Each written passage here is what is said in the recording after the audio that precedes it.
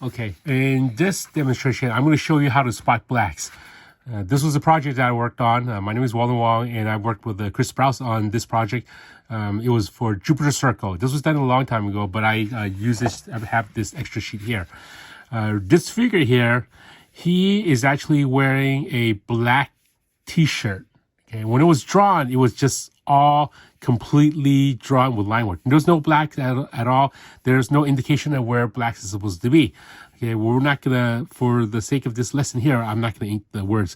I'm gonna show you how to spot the blacks as well as keep all the lines around his shirt. Okay, we're gonna look at this figure right here. So the first thing I wanna do is I'm gonna ink the outline, which I call the holding line with the brush. Okay, I'll go in there with the brush and then I'll ink the outline. And what I'm doing is I'm using a Pinto brush pen as well as a Speedball Super Black. I'll just dip this in here. You can also use a crow quill. A crow quill is a nib like this. Okay, it's just what your preference, what you prefer to use.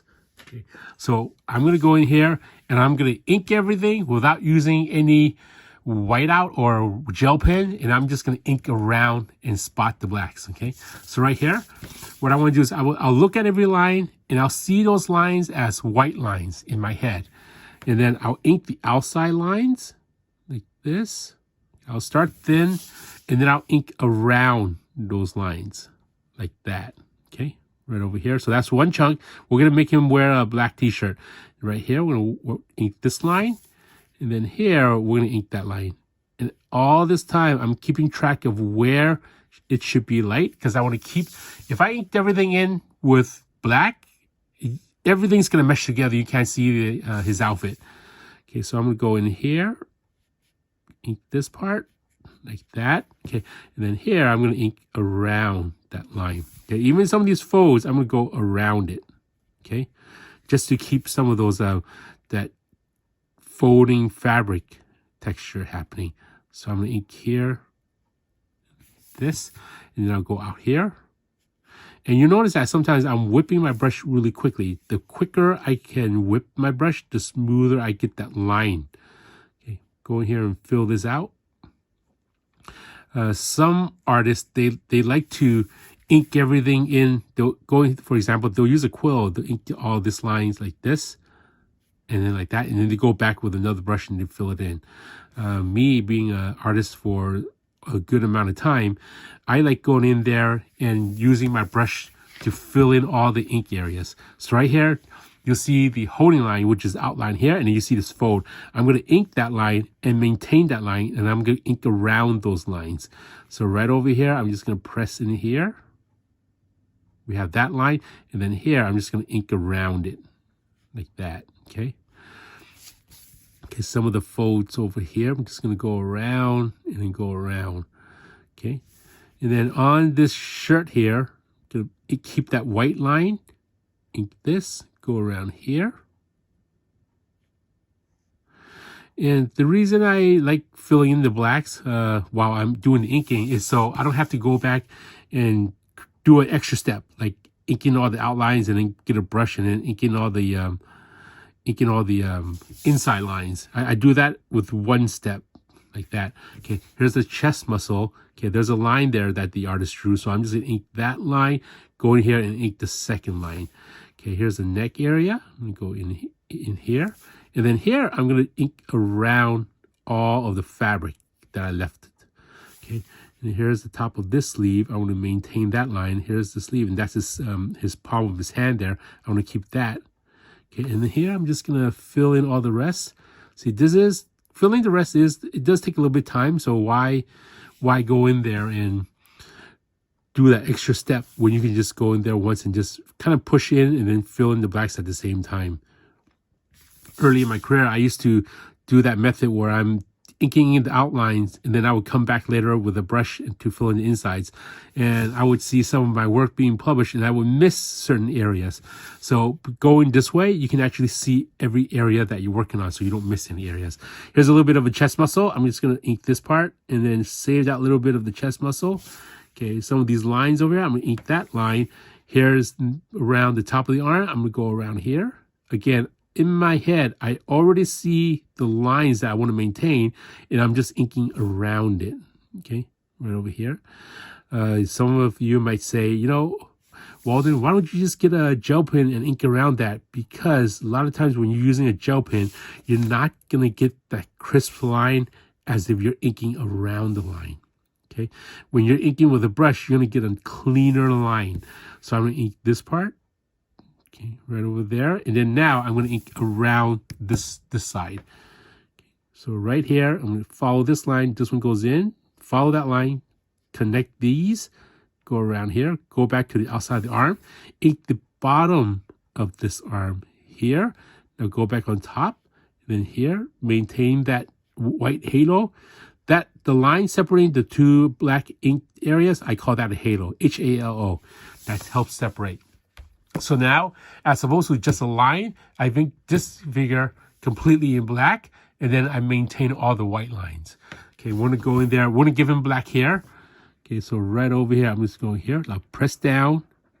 Okay, very easy. That little folder here, I'm just going to go in here, ink that line, go back around this side. And then now you can see that fold, including the black hair. I'm not inking any of the outline and coming back to finish it up like that. That little white crack there will help separate the hair on the left side and on the right side. And even if you're inking, say, backgrounds, for example, if this person is sitting in the back and who's also wearing a t-shirt, let's imagine this is a t-shirt. So right here, I'm just going to ink this one. You want to create a halo, okay? A halo is this white line over here that helps separate two ink black areas. I'm going to ink in the rest of his shirt so you can see. Okay, here's his sleeve, here's his shirt. Okay, and then some of these lines here, I'm just going to ink some of those folds, maintain those lines.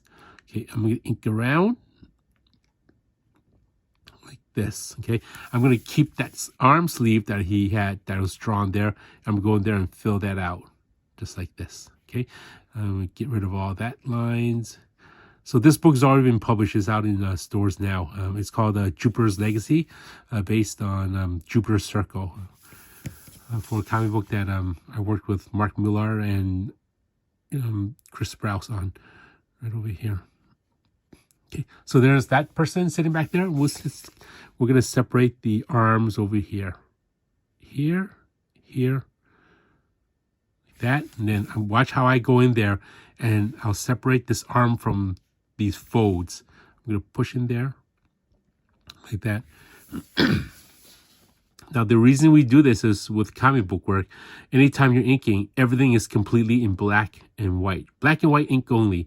That's why sometimes the artist will do some hatching and cross-hatching and haloing, which is what I'm doing right here. Okay, I'm going to separate the belt. We're going to have a black belt and as well as a black pair of pants, and we're going to maintain all that detail.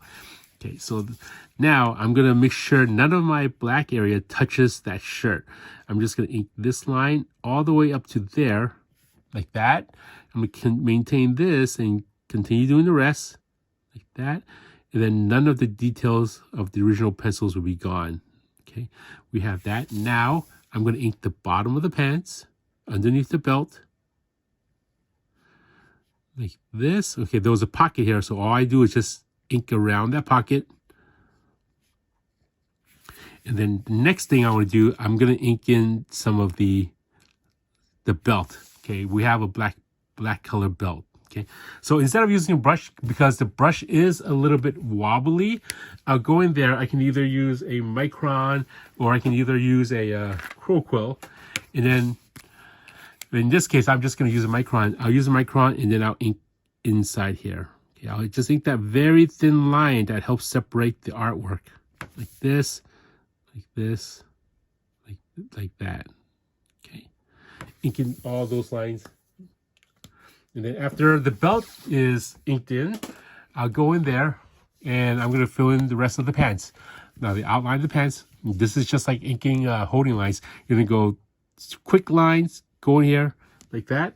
Okay, ever so often you're going to run out of ink and you're going to go back in there and dip the ink again.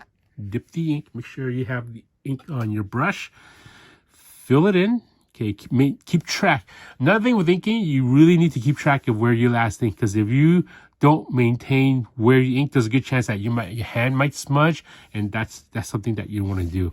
Okay, so when I'm inking, for the good rule of thumb, I keep everything on the inside, in the center. I won't ink like this. I'll just turn my paper around. Okay, here's this line. I'll ink this line like that. Okay, and fill in the rest as I'm inking. Okay. Some of these lines over here, I'll just ink that side, and then I'll ink this side, and then I'll keep that line. So right here, here's his right side of his pants. I'll ink this line, and then this is his. Looks like, let's see, this is his pants here. I think this is just a fold, so I'm gonna ink in this side. I'm gonna ink this line. Okay, and another thing is when you ink these halos, you want to have these halo lines consistent, which means you don't want one halo all of a sudden, for example, if this is black and this is black, you don't want one halo to be thicker here and all of a sudden thinner here. That doesn't help separate it back. You want everything to be a consistent thickness. So I'm going to go in here and ink in that fold, fill this in, and then notice how I'm turning my paper. Okay, my Bristol board. I'm turning it so this way it won't be underneath my arm. If I'm inking like this side, there's a chance that my hand might touch in the area that's wet. So I'm always inking away from the areas that I'm working on. So here I'm going to fill this in. Go a little bit quicker to get that nice clean line. And then I press down a little bit harder to get that line thicker, and I can fill in all the black areas. And then now he's just wearing all black. I didn't have to use any white gel pen. I'm going to ink in all his face just to finish up this character. Okay, I'm going to grab my smaller micron because the smaller details on the face, right underneath the bottom of the chin, I'm just going to ink these lines. And even as I'm inking here, I'm still doing a lot of whipping motion because I also want my lines to be smooth. I don't want any flat dead lines like these. And when you're inking lines like this, you're just going to get a lot of that flat dead lines. I like flicking it. So even when I'm using a micron, I still get that nice sharp tip. So right here, here's this like that. And then here's this eye. Okay, and a little bit on this nostril. Let's put a little eye right there. Okay, and I'm going to complete this arm just like that. Okay, so that's how I go about filling in black areas. Just make sure when you're filling in blacks, you want to make sure you look at the side that you're covering. You don't want to fill in blacks on this side. You want to look at on this side and just press down nicely like that. Okay, so we have a person wearing a white shirt, and then we have a person wearing black shirts right over there. And it's just maintaining, practicing. Sometimes you'll get paper that's not as nice, and you're going to get a little bit of a gray area there. What I usually do is I'll just dip it in ink again, and I'll go back and I'll re-ink it, just so the ink artwork is a little bit nicer. Okay, sometimes if it's a little bit gray and you're scanning your artwork for publication, like for example, if you're working for one of the publishers, you do want this ink areas to be as nice and rich as you can. Not only that, when you're inking some of the original art, in case you ever give it to a friend or sell it, the collector will want to have that artwork looking as nice as possible. So I'm going to leave this one not touched, but I'm going to ink this one so you can see the difference in the textures of the ink of how I'm filling in the blacks. Okay, not a lot of grays. It'll be a nice rich black compared to the other one. You can see a big major difference. Sometimes when I go in here and I'm filling in the blacks, I'm just making it nice and clean. Okay, so now I filled that out. You can see how nice and rich this black is, the outfit, compared to this one. Okay, there you go. That's how I approach how to spot blacks, and the reason why I want to make those lines nice and clean.